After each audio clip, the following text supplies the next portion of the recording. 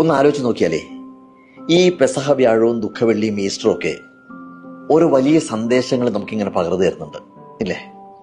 ഇപ്പോൾ വ്യാഴം മുതൽ ശനി വരെ ദുഃഖത്തിന്റെയും ഇരുട്ടിൻ്റെതുമാണെങ്കിൽ ഈസ്റ്റർ ദിനമായിട്ടുള്ള ഞായറാഴ്ച ഉദിച്ച് ഉയരലിൻ്റെതാണ്. ഒപ്പം ഇരുന്ന് അത്താഴം കഴിക്കുന്നവർ പോലും ഇത്തിരി വെള്ളിക്കാശുകൾ കിട്ടിക്കഴിഞ്ഞാൽ ഒറ്റിക്കൊടുത്തേക്കാമെന്നും, അതുവരെ ഒപ്പം നടന്നിരുന്നവർ തന്നെ ഒരവസരം കിട്ടിക്കഴിഞ്ഞാൽ പലവട്ടം തള്ളിപ്പറഞ്ഞേക്കാമെന്നും, എത്രമാത്രം സത്യസന്ധമായിട്ട് ജീവിച്ചു കഴിഞ്ഞാലും ആൾക്കൂട്ടം കാര്യമൊന്നും അറിയാതെ അയാളെ ക്രൂശിക്കുക എന്ന് ആക്രോശിച്ചേക്കാമെന്നും അറിഞ്ഞിരിക്കാനുള്ള അവസരമാണ് ശനി വരെയുള്ള പാഠം.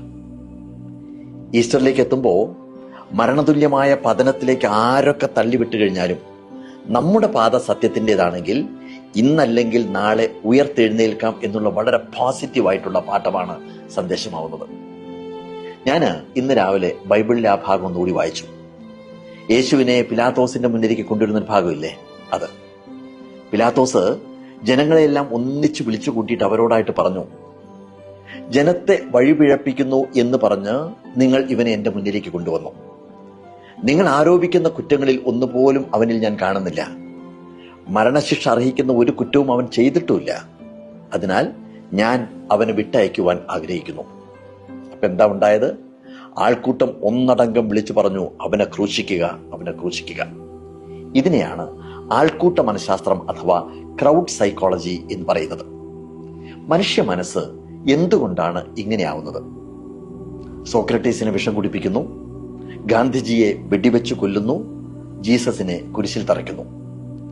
MT വാസുദേവൻ നായർ പണ്ടേ പറഞ്ഞിട്ടുണ്ട്, സമൂഹത്തിന് ഒരു വേട്ടക്കാരന്റെ മനസ്സാണ്. ഇര വീഴുമ്പോഴേ അതിന് തൃപ്തിയാവും.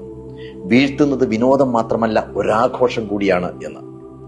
യേശുവിനെ കുരിശിൽ തറയ്ക്കുമ്പോഴും ആ ആഘോഷമാണ് ആൾക്കൂട്ടത്തിന്റെ ഭാഗത്തു നിന്നുണ്ടായത്.